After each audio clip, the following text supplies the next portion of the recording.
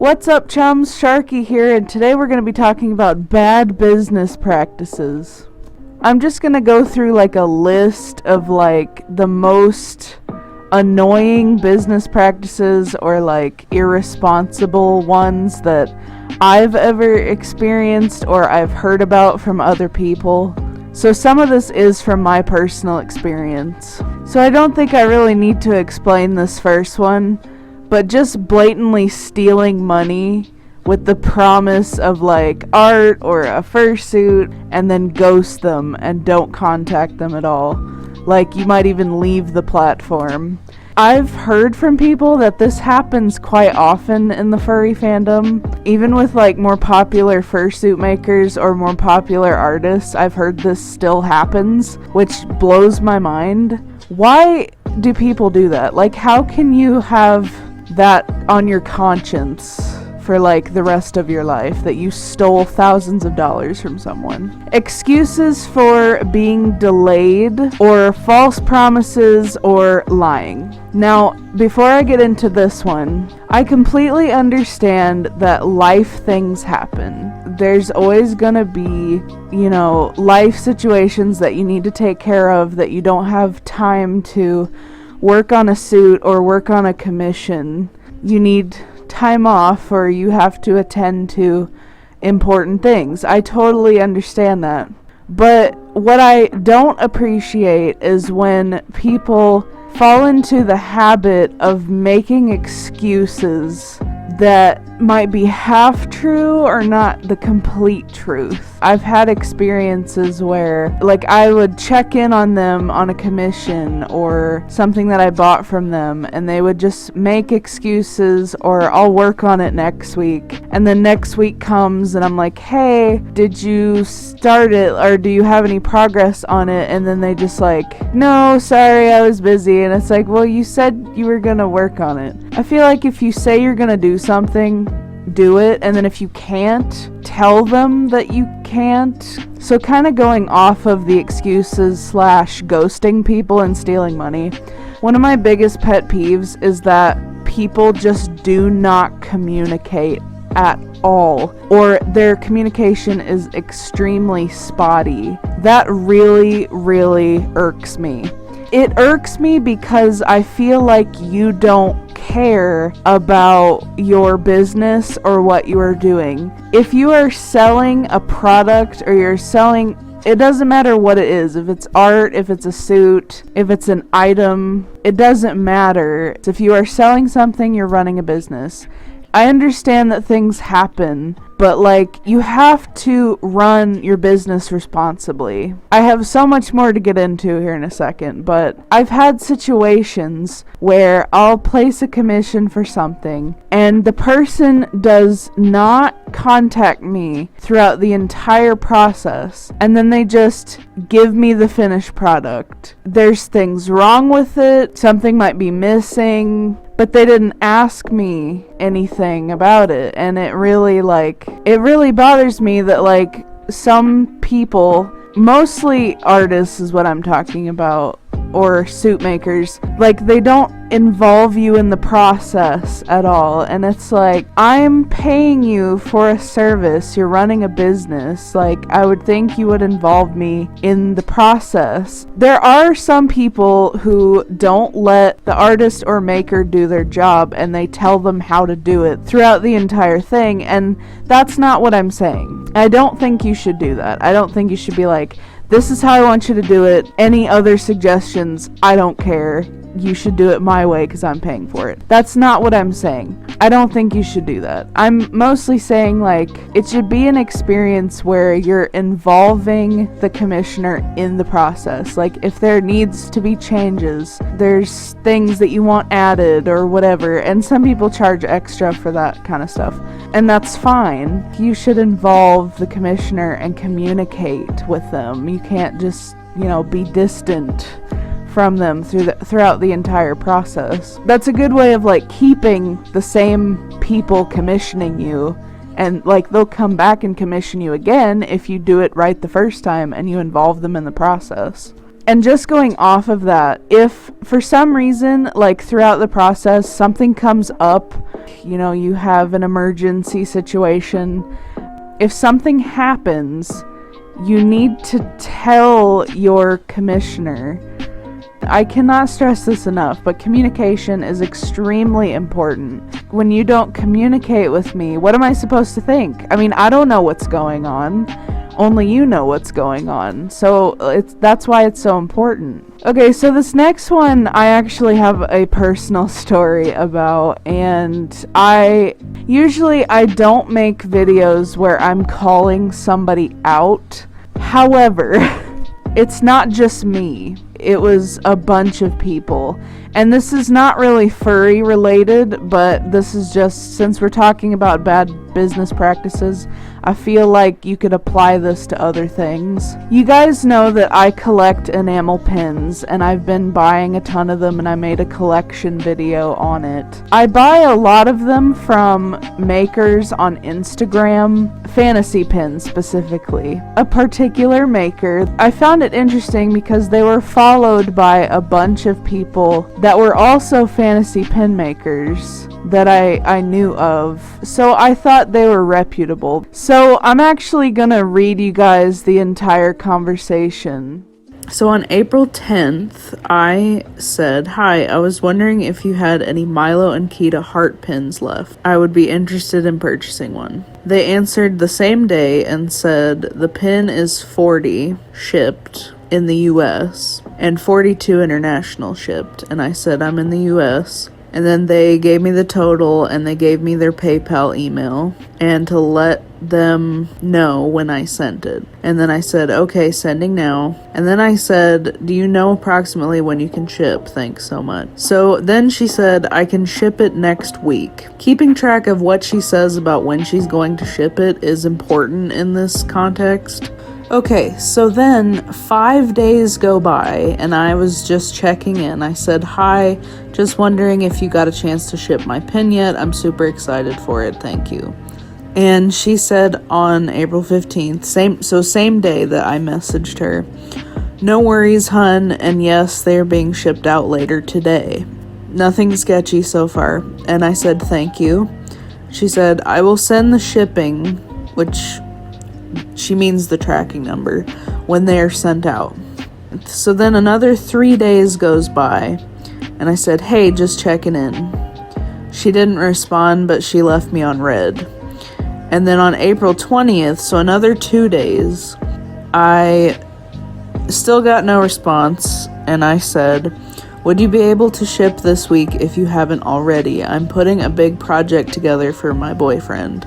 And she responded that same day and said, no worries, very sorry for the delay. I am doing my best considering all that is happening. Once again, I'm very sorry for the delay. And I said, sorry, I've had bad experiences in the past. No problem. Have a good day. And she said, of course, don't worry, you're no bother at all. So it has been 10 days by this point, because I placed the order on the 10th. On April 24th, so another 4 days, I said, any updates? No response. Another 4 days, April 28th, it has been 2 weeks. Have you been able to ship yet? Nothing. And a lot of these were left on red, like left on seen and like not answered. And then I sent another message on April 28th. I don't want to, but I'm considering opening a case with PayPal if my pin is not shipped out by the end of this week. It has been almost 3 weeks since I placed the order. You make lovely pins, and I'm sure you're busy, but this is bad business. So then another 2 days goes by. Please respond to me as soon as possible. So they haven't been reading my messages at all, or just leaving them on red and not responding. Which makes me more mad. Another 2 days goes by. On April 30th, I said, please respond to me as soon as possible. I've opened a case. I'm sorry, but I need you to communicate with me. Okay, so then another couple days goes by. On May 2nd, remember, I placed the order on April 10th. On May 2nd, I said, please respond, have you shipped my package yet? She finally responds the next day on May 3rd.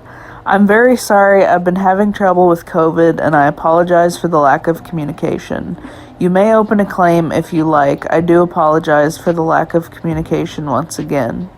And I said, there is currently one open. I want to close it if you can ship my Keto/Milo pin. She said, yes, of course. That's not been the problem. I've just been unfortunately delayed due to COVID. So she's bringing up COVID. I don't want to be difficult for you. I just don't know what's going on. I'm sorry. So that was me. And then she said, no worries. I understand completely. I do honestly apologize for this inconvenience. And I said, do you know when you can ship or have an idea? Even if you need more time, just tell me. She said, of course, and unfortunately I don't know. I'm not currently at my home because a family member is fighting COVID. When they recover, I will be able to ship it. And I said, okay, and might want to let people know in case they order from you. And she said, yes, all orders are on hold. Thank you very much. So all that went down on May 3rd. And normally, like if somebody is saying something like that, like they had an emergency or they had a family member in the hospital or whatever, I'm usually pretty understanding and patient about that. But what she says later kind of raises some red flags for me. And that's why, like, I started to not trust her about the COVID stuff. So on May 15th, so it's been like another 12 days, I said, hey there, how are things going? She said, trying to get all the funds together due to COVID. There's the COVID thing again. Your PIN or refund will be sent, but I thank you for your patience. And I said, this is when they were posting sales posts for more pins. And I said, why would you sell more if you can't ship them? I don't understand. She said, this is the kicker, okay? This is what raised my red flag. I will use the funds for mailing purposes. It's my own personal collection I am selling in order to complete refunds or mail-outs. This business is very important to me and I'm doing my best to comply with COVID as well as keep all of you happy. And I said, I paid you for shipping for mine already, didn't I? She said, yes, you did, and I had it mailed out. So let me stop right there. She's claiming that she had it shipped. She also said for the first time that she claimed to ship it, that she would give me tracking number. Never did. She never gave me a tracking number. So I have no proof that she ever shipped it the first time. She said, yes, you did, and I had it mailed out, along with a few more that never made it out due to COVID. There we go again. And were lost in the mail. I have no problem replacing the lost pins. It just takes me some time due to COVID. So do you see like a pattern here? Like she keeps referencing that. She keeps referencing COVID. And I understand like it has caused people a lot of issues, but it's starting to get fishy. Because she's basically saying that like she had already shipped it when I have no evidence of that. Plus I never received anything. So, I mean, that's proof right there. She claims that it was lost in the mail and that's why I never got it. But if you had the tracking, like, that doesn't make any sense. Especially if you're in the U.S. Like, she's not international. She was in the U.S. I don't understand how multiple orders could get lost. Through COVID, I've only lost, like, one package. Everything else has come later, but like it's made it here.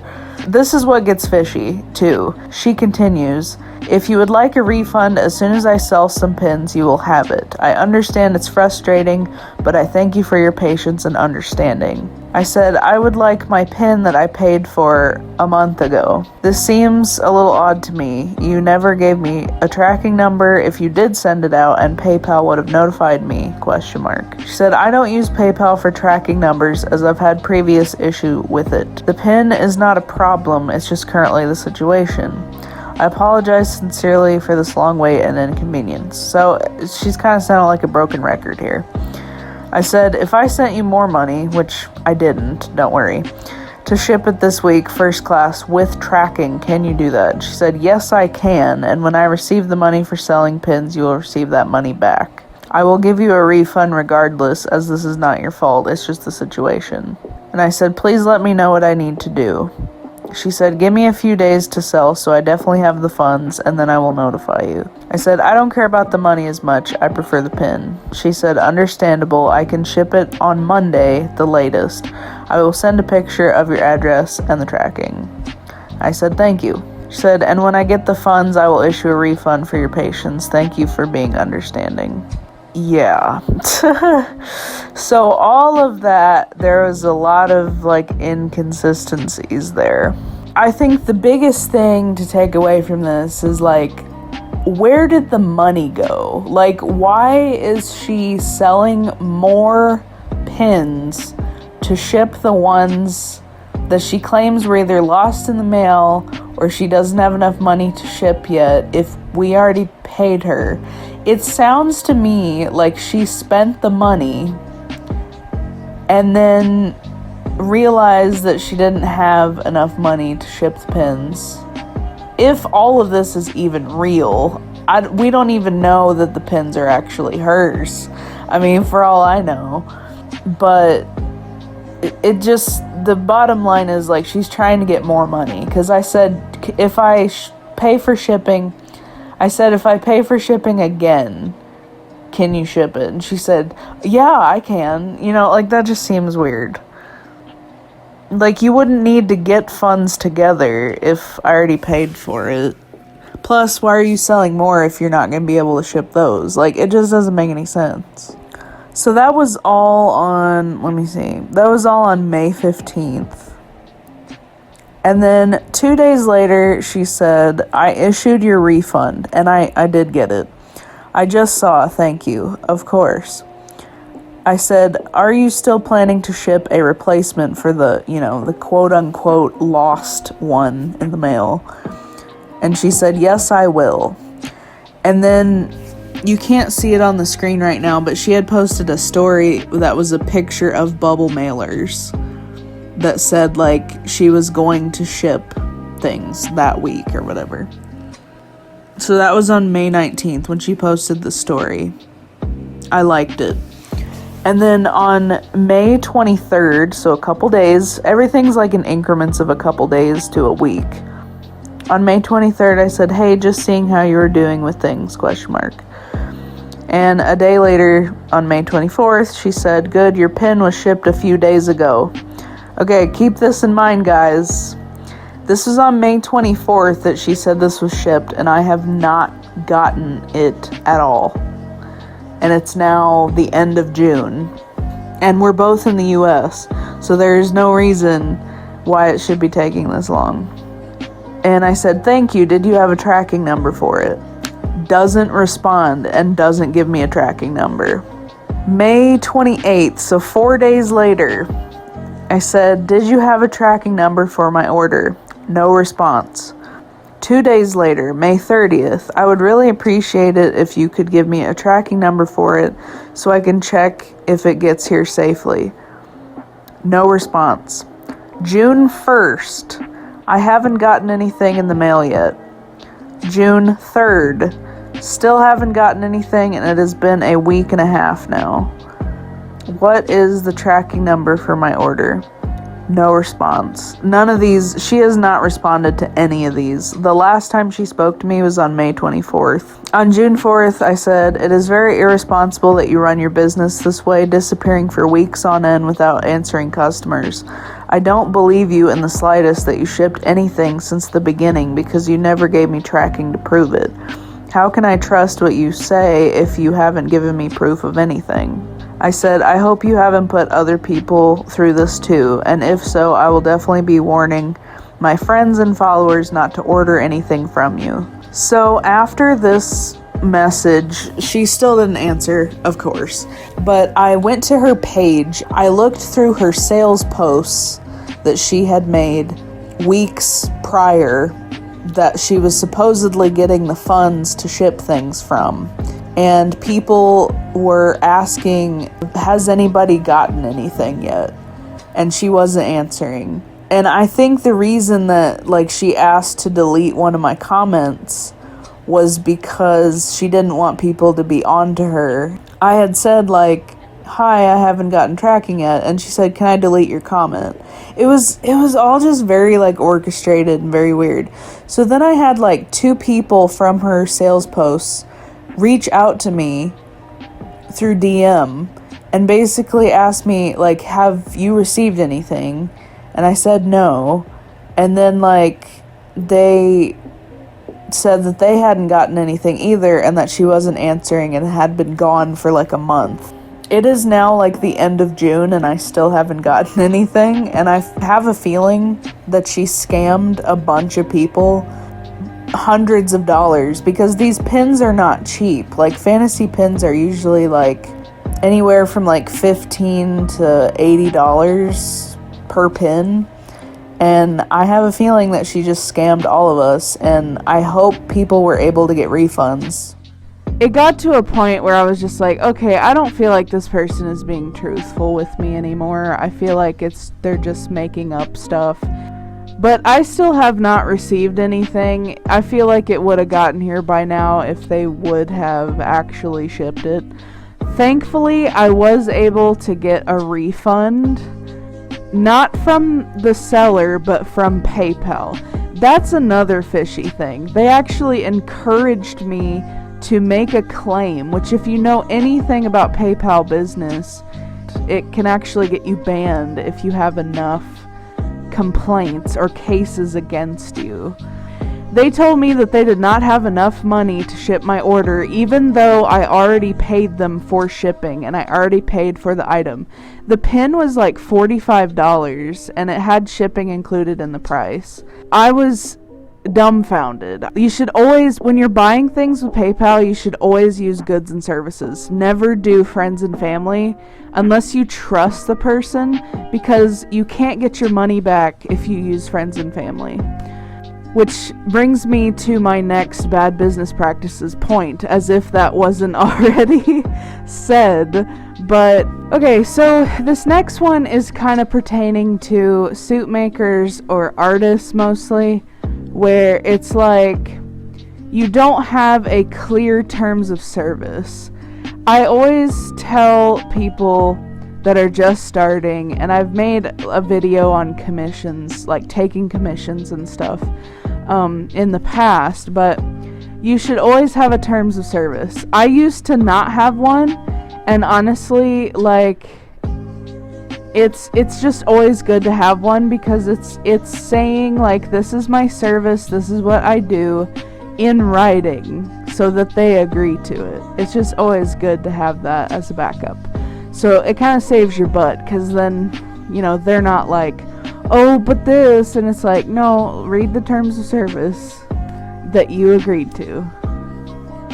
You should always, in your terms of service, list what you will and won't draw or make, as well as, like, your refund policy.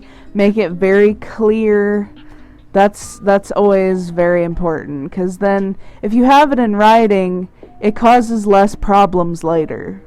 So this next one, I don't think I've actually had this happen to me, but threatening your customers. I've heard many stories of people getting, like, blacklisted and threatened by either artists or makers in the fandom. I've actually seen, like, actual businesses not online do this as well, where they basically blame the customer. And I'm fully aware that there are customers that are a little over the top, want to be more involved than they need to be, and are just really, really specific and particular about things. But I don't think threatening your customer is a good business practice. Especially because, depending on how serious it is, they might be able to file a lawsuit against you. Okay, so this next one is a problem that I've mostly noticed in the furry fandom, it's been talked about, it's nothing new, but basically stealing people's work and profiting it as your own. This happens a lot. I really, really wish people wouldn't do this. It's primarily children that do this, but I've heard adults have done it too. Don't do that. Don't take someone else's work and say, I made this, and sell it to somebody as a commission or as an adopt. It's so disrespectful to the art community. The majority of artists work so hard on all of the stuff that they put out, and to have somebody just blatantly steal it is just, it's not good. It's bad. Especially when there are bases that were made for people to use specifically for adopts. You have the artist's permission to use. Okay, so this next one is called bait and switching. And if you don't know what that means, it's basically like you are selling something and what you actually get is something completely different. I would almost consider knockoff fursuits from like DHgate and Alibaba and all those rip-off sites. I would almost consider those bait and switching, because they're using a picture of like an actual fursuit that somebody made, like a maker made, and then they give you something that's completely different from the photo and it looks like trash. But yeah, don't bait and switch. So this next one I've kind of already talked about, but basically not having a timeline of when you can expect things to be completed. Like I said, I understand things happen, COVID happened, I get that. Shipping times are longer now. The USPS is very slow right now. I understand that completely. However, it seems like sometimes what happens is like when you commission somebody or you buy something, you don't have a timeline of when it's going to be shipped or when it's going to be completed. So like when you, I would say especially like the more money you're putting on something, you definitely need to have a timeline of when it can be completed. The maker will like keep changing the finish date to the point where it's just like, is it ever going to get done? Like, you know, I'm not talking about like a couple weeks. I'm talking about like months, years. Don't make false promises. If you can't follow through on what you say you're going to do, don't tell them that, because it makes you less trustworthy the more you do that. Yeah, just be wise about what you say in your communication. This last one is more pertaining to like eBay or Depop or Poshmark, things like that. I don't know if I would put it in the same category as like commissions and stuff or fursuits. Maybe. I mean, I'm sure this doesn't happen often when it's something to that scale, but it certainly could. But basically, shipping things poorly. And what I mean by that is the packaging in which the person uses is not adequate in protecting the item inside. I've had this happen mostly with Depop, with pins that I've bought, where they're basically shipped in like a letter envelope with a stamp on it, and it's not enough structure to protect the pin inside. Now, some people might just not know how to ship things correctly, but in my experience, it's also a case of people are trying to save money. Even though I've already paid for shipping, they try to steal some of that money for shipping by shipping things cheaper or just, you know, in a different packaging, if that makes sense. So, like I was saying with the pins, when you ship something in a letter envelope, it goes through a sorting machine. So like it's not a person sorting it. What happens when you have a metal pin in a letter envelope with a stamp on it, you put that through a pressing machine, it's gonna smash it. Or like it's gonna shoot out of the side of the envelope. And that's exactly what happened to me on a pin that I bought recently.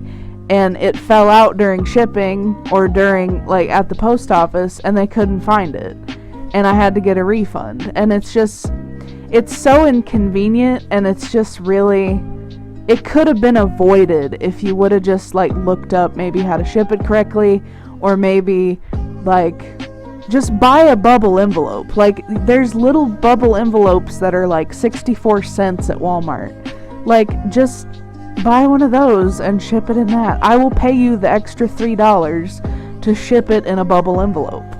I don't know if this happens with fursuits. I hope not. I hope they would ship it in a box. But crazy things happen. Sorry, getting a little heated there. A little salty, little salt. But, you know, it's a simple thing that could be avoided. So the last one I think is more common with actual businesses, like physical businesses, not as much online. Maybe online. Yeah, probably online too, but fake reviews. So they basically, to put it short, like, you're a business and you basically like pay somebody to review. It's like falsified reviews to make them look good. The business itself will write their own reviews, which I don't think I need to explain why that's a bad business practice. Like, if you're writing your own reviews so that it looks like you have good reviews, or you're paying somebody, whether they've used your product or used your services at all, just to write a good review, that's shady. Also, what are some other bad business practices that you guys can think of? Leave me a comment down below if you have any experiences that happened to you.